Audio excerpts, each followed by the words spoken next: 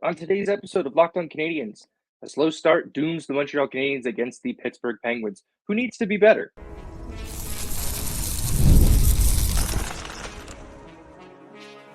You're Locked On Canadiens, your daily podcast on the Montreal Canadiens, part of the Locked On Podcast Network, your team every day.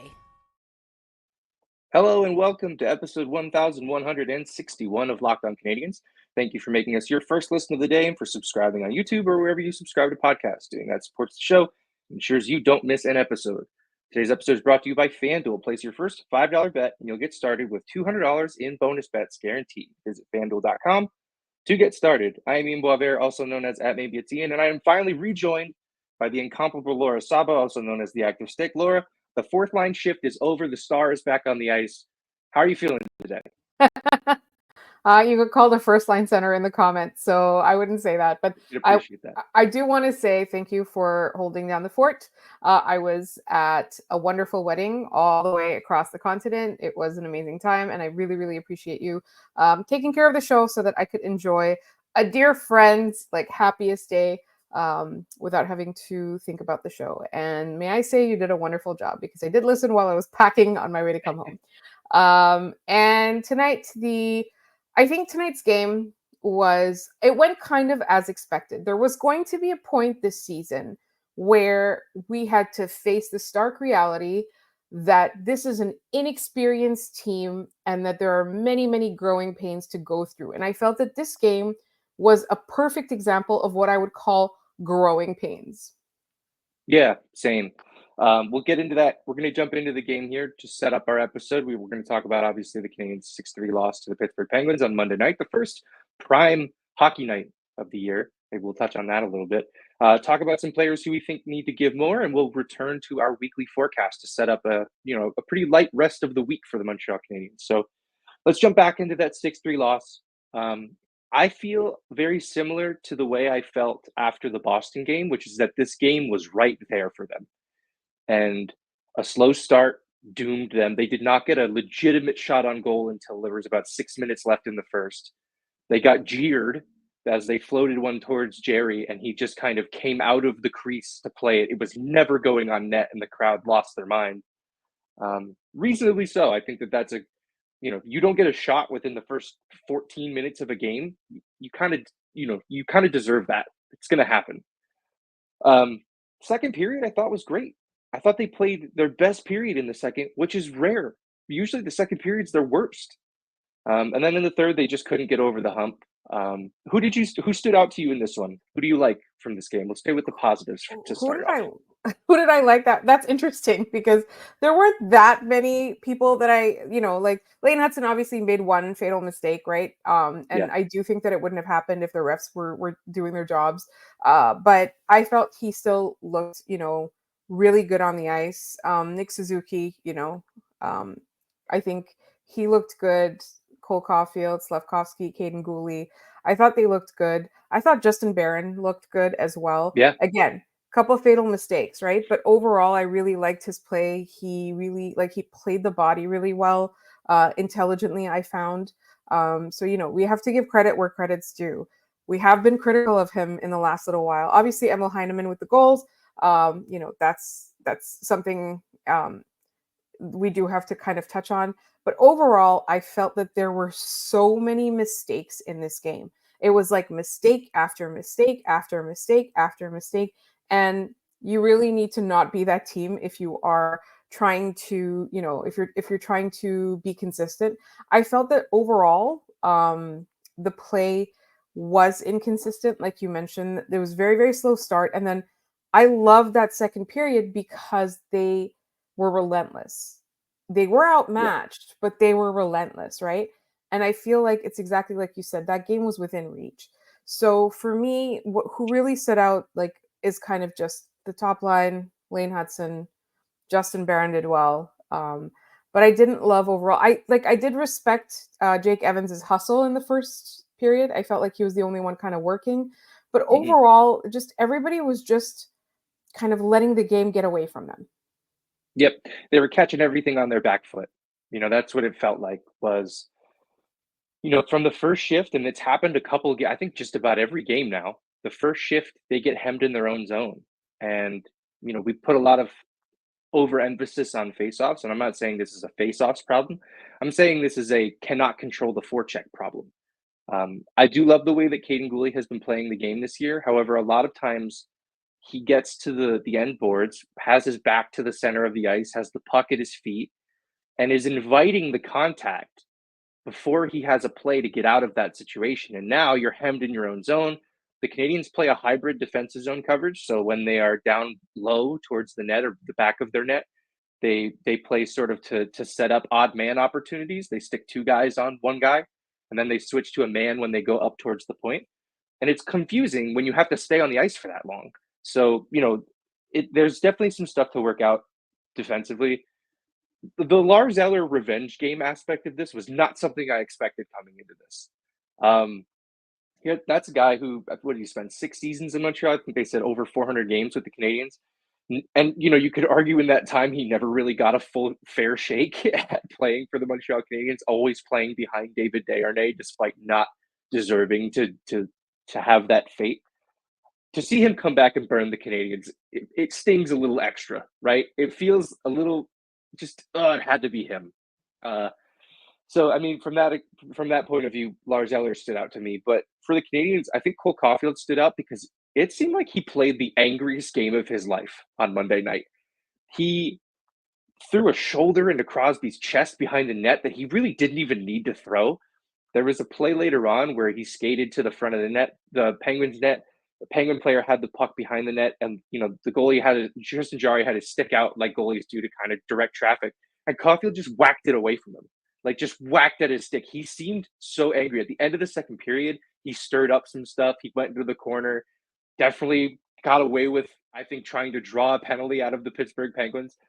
I don't know what happened to Cole Caulfield on Monday, but he was angry. Maybe someone said something. I don't know. Maybe. It's possible. I did think he was very all over the place. He was very visible. I like that energy from him. I just worry that he can't control it, or he won't be able to control it, right? Yeah. So for me, like it felt like there was a lot of like they just felt really young. You know how like puppies get overexcited? That's exactly how a lot of that game felt. It's like I kept looking at this being like, these are kids, Yeah. Well, it's funny you say puppy. That's a Marty St. Louis euphemism, right? He used that years ago to say, when a puppy pees on the carpet, you don't get mad at them because that's what they do. Yeah, exactly. That's sort of what this game felt like. But it did feel like they threw it away with a bad first period. They just did not start on time. Yeah. I don't know if it was by virtue of this being a 7:30 start, which with two anthems really means it's a 7:45 start instead of their usual 7:10, Is that enough to throw these guys off? Probably not, because Pittsburgh had to do the same thing. So Pittsburgh was a wounded team coming into Montreal. Tristan Jarry was a wounded goalie, not physically, but mentality-wise. He gave up 6. He did not have a good start. No, he gave up 6 in his first game against the Rangers. So, this was right there for the taking for the Montreal Canadiens, and I feel like they really let this one slip away.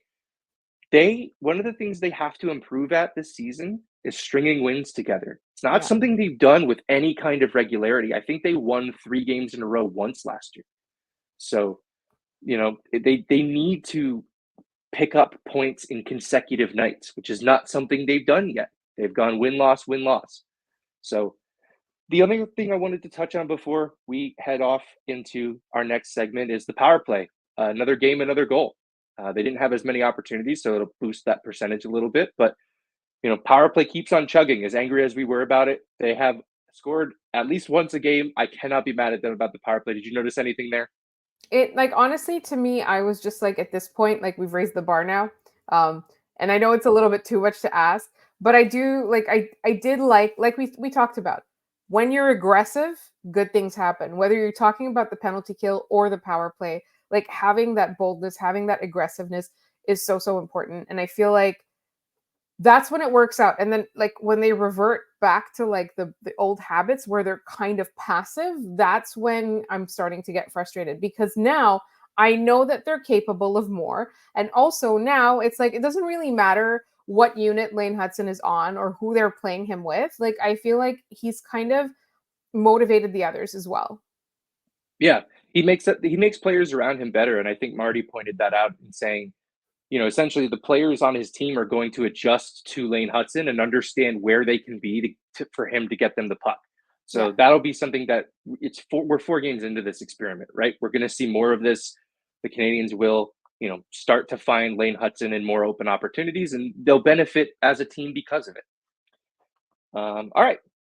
We're going to move on to our next segment where we're going to take a larger look at who needs to step up for the Montreal Canadiens through 4 games, and we're going to get into all that in just a minute. This episode is brought to you by FanDuel. You hear us talk about FanDuel a lot, and there is a reason for that. It's because it's America's #1 sportsbook. If you're an NFL fan, you've started the season, you're getting really into it, and the season can get really big, you'll get a big return on FanDuel because right now you can get started with $200 in bonus bets guaranteed when you place your first $5 bet. So when you get a hunch in the middle of the game, you can check out the latest stats, view live play-by-play, and so much more on the same page where you place your bets. It makes it so easy. Once again, you'll get started with $200 in bonus bets guaranteed when you place your first $5 bet. Visit FanDuel.com to get started. That's FanDuel.com. All right. We are back. Thank you for making Locked On Canadiens your first listen of the day. For your second listen, enjoy the Locked On NHL podcast. They'll provide you with a national perspective on all things NHL each and every day with national experts and local insight on every team in the league. Available on YouTube or wherever you get your podcasts, part of the Locked On Podcast Network, your team every day. All right. This team today, we need to talk about guys who probably need to step up a little bit. There's been a lot of coverage on the performances that we've all enjoyed. The Lane Hudson hype train is in full swing. Caden Gooley is getting his flowers. The Canadiens' offense as a whole generally looks pretty decent. But there are some guys that we, maybe expectedly or unexpectedly need to see more from. I'll get this started, and I mentioned him on the last episode, and it's totally understandable that he's off to a slow start, and it's Kirby Dach, guy who has not played a ton of hockey in the last 2 years even. He just seems a step back. He seems a step behind just about every play. And when you're playing with Alex Newhook, who's very fast, becomes very apparent that you are that far behind. I don't know what he needs to do more of other than just play, but it hasn't been all that inspiring from Kirby Dach since the end of the preseason. There were bits and pieces in the preseason that I liked, but since the season started, it's been really tough going for him. I don't know if you see him the same way. A little bit. I think for me, I'm willing to give him a little bit more rope because we've seen that he's capable of more, right? We are aware of this. And so I wonder if it's just that he had been preparing to come back, and I don't think maybe he didn't realize that he's still kind of scared, like playing scared a little bit, like if he's not taking risks like he should be. And I think that that's the kind of thing where like a lot of players will do that after coming back from an injury that's so devastating, right? Like it took him out for an entire season. It took him so long to recover from that. So there could be a little aspect of that where it's like he's still not feeling bold enough. He's still not feeling fully recovered enough. Hopefully, physically, he is recovered enough, because that's also a concern, right?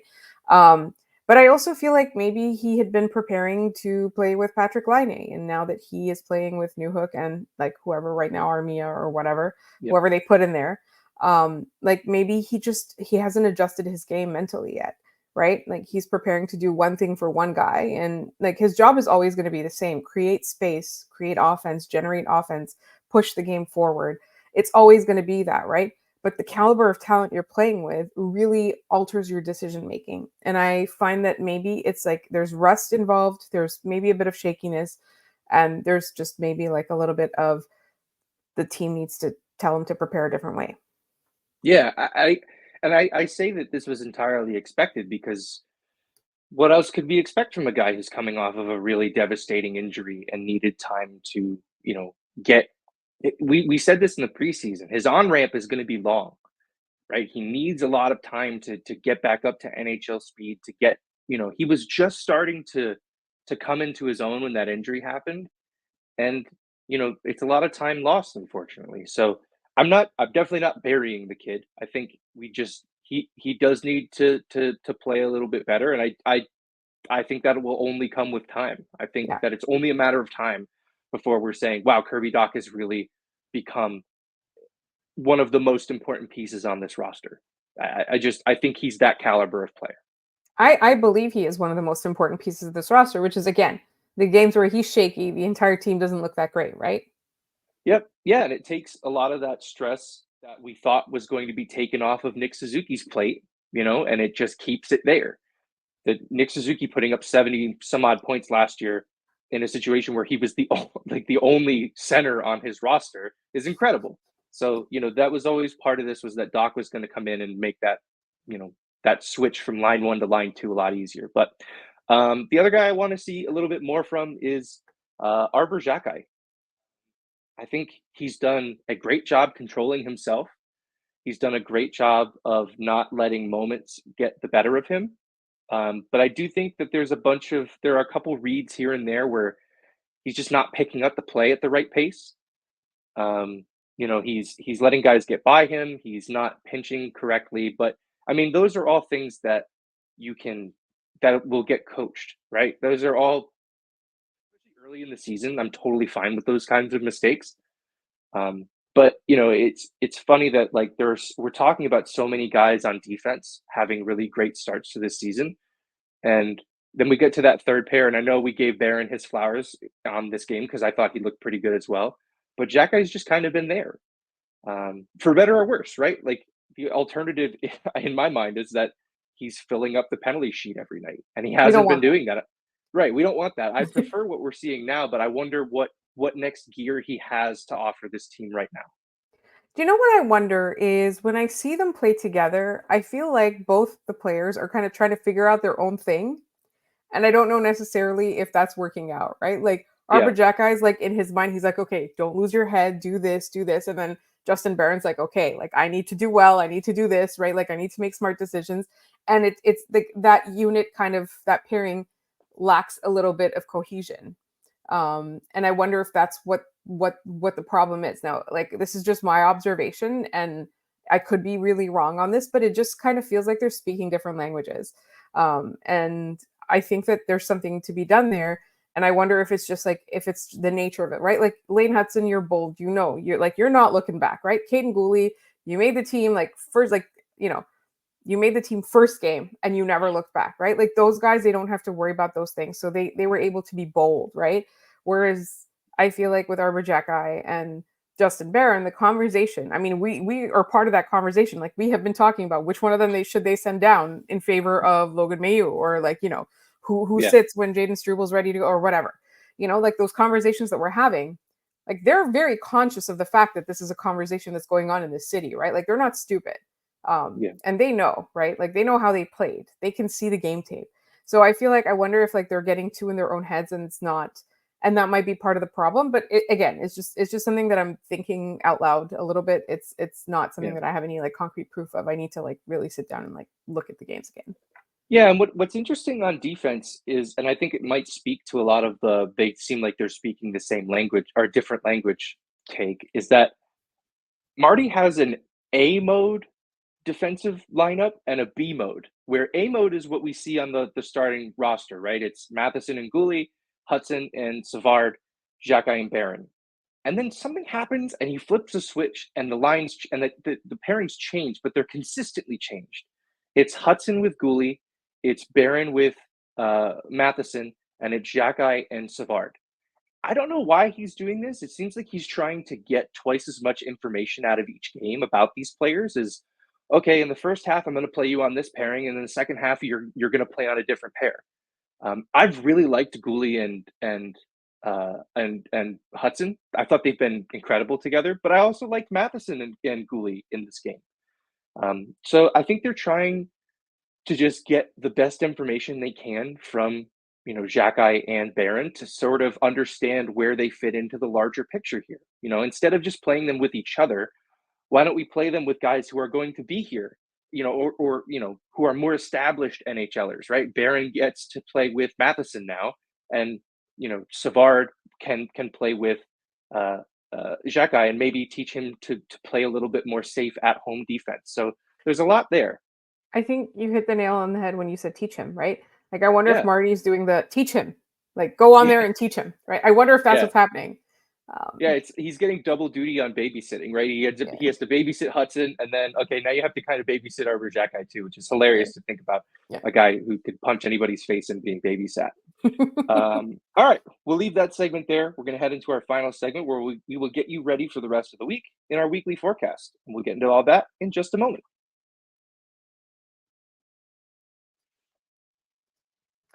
This episode is brought to you by Hims. Guys, ever feel like you need a little boost in the bedroom? It's time you stop worrying about your performance and get Hims, so you can feel confident knowing you can get hard and stay hard whenever you're in the mood. Hims is changing men's healthcare by providing you with access to affordable sexual health treatments from the comfort of your couch. Hims provides access to a range of doctor-trusted ED treatments like chewable hard mints and Viagra and Cialis and their generics for up to 95% cheaper. The process is 100% online, so there's no need for uncomfortable doctor's visits. Just answer a series of questions on their site, and a medical provider will determine the right treatment option. If prescribed, your medication ships directly to you in discreet packaging for free. No insurance is needed, and one low price covers everything from treatments to ongoing care. With hundreds of thousands of trusted subscribers, Hims can help you find the ED option that works for you. Start your free online visit today at hims.com/lockedon. That's HIMS.com/LOCKEDON for your personalized ED treatment options. hims.com/lockedon. The products mentioned are chewable compounded products which are not approved by or verified for safety or effectiveness by the FDA.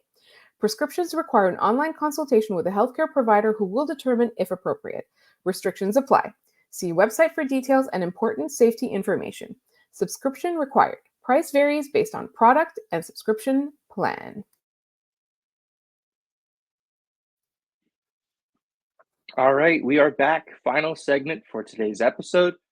We introduced this last week, sort of our weekly forecast, where we'll break down the games that are coming up, sort of just eye in the sky look at the Montreal Canadiens week ahead. And then early next week, we'll revisit our thoughts. How wrong were we? How right were we? How do we feel about the Canadiens week? Due to the Monday game, it kind of throws everything off, so we can only cover 2 games in this segment, unfortunately. We'll start on Thursday with the LA Kings. LA comes in to Montreal. They're on their East Coast trip. I guess LA, they are playing 7 road games to open the season because they are renovating their locker room back at the, I think it's the Crypto.com arena now. I still want to call it Staples Center. So they're on a big road trip to start the season. They're 1-0-2 as of Monday night. They do have a game against the Maple Leafs before they play Montreal, so they'll be coming into Montreal tired. But the big one that I want to talk about was Monday afternoon's game, an 8-7 loss to the Ottawa Senators. Afternoon hockey is hilarious. It's never not insane. Kopitar looks great. 3 goals, 3 assists, 6 points in 3 games. Like, he's turned back the clock. It's incredible to see. But Darcy Kuemper in net is really struggling. He was in net for all 8 goals against from Ottawa. And I know this because I have Darcy Kuemper on a fantasy team. And I'm not a big fan of the way he played in that game. I find it's important to note that Montreal has not scored a goal against Los Angeles since March 2nd of 2023. They got shut out twice last year by scores of 4-0. Laura, this isn't a trivia question, but do you know who scored the last goal for the Montreal Canadiens against the LA Kings? Please tell me. Okay, so it was in 2023. Mm-hmm. Okay, do I know who? It was March of 23, so the spring. Spring 2023. Post-trade deadline, I'll throw that in there. No, I can't. No, I can't. Is it Armia? Denis Gurianov. He was the last Montreal Canadian to score against the LA Kings. I say post-trade deadline because they just acquired him. They sent Evgeny Dodonov to Dallas. So the last Canadian who scored isn't even on this team anymore. I don't even believe he's in this league anymore. I So don't think so. they need to score a goal. I know that we talk about keys to these games. Score a goal is one of them. The bar is so low, you would have to call the city before you dig to find it. But I also think that they have to get to the goalie early, regardless of who it is. It's either going to be Darcy Kemper or a big save David Rittich. Just get to the goalie early, throw pucks on net. We can't have a repeat of what we saw against Pittsburgh. Correct. You can't go like what was it, 13 minutes without a shot on goal? If it was 13 minutes, it was a year and a half. Like they were so bad in that first period. I can't get over it. Yeah. I think LA is a strong team. LA is a team that has playoff aspirations. So you do have your work cut out for you when you are playing them. But I feel like this is a game where they can recover from the Penguins game. Like I'm not necessarily looking for a win in this game. What I'm looking for is better habits. What I'm looking for is less scrambling. And I do want to note though, like Lane Hudson, when he's playing on the ice, like a lot of the times his teammates can't guess what he's up to, right? Like the times that he's most successful is when he's on the ice with the people who have the same level of hockey IQ as him. And the team is going to have to learn to catch up. The team is going to have to learn how to communicate and anticipate a player like that. And that's not a bad thing, right? Like when you have a star player like that, the players the team will have to adjust itself to Cole Caulfield and Slavkovsky as well, So for me, I said, so many times, I'm just, I think I'm just tired. But what I'm saying is like, what I'm looking for is really just improved play upon today. Like LA is a tough assignment.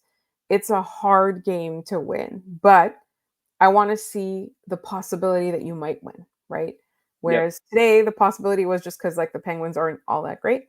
With LA, I want to see the possibility was that you got it all together. Everybody performed their best and the team played cohesively and did not squander opportunities. Yeah. If you want to prove that you're going to be in the mix, this is a game you should maybe not win, but you have to be competitive in. Yeah. LA is a legitimate hockey team. They've made the playoffs the last 3 years and maybe would have gone on different runs if they didn't run into the Oilers 3 consecutive years. Watch out for the Joel Edmondson revenge game. I just remembered that he landed in LA as I was watching that game against Ottawa. All right. Then we head on the road. Montreal on Long Island. They are 0-1-1 at the time of recording this, although I believe they're playing Colorado right now in Colorado, so they will be traveling home from the West. There's not a ton of offense to speak of, which we've kind of known from them for the last few years. They are a very low-scoring hockey team. That's the way Lou Lamoriello likes hockey. I don't know why, but that is what it is. This is the first opponent of the year where the Canadiens have a winning record against them the previous year. Montreal was 2-0-1 against the Islanders last season. I'll be at this game. I'm pretty excited. I haven't been to a game in a while.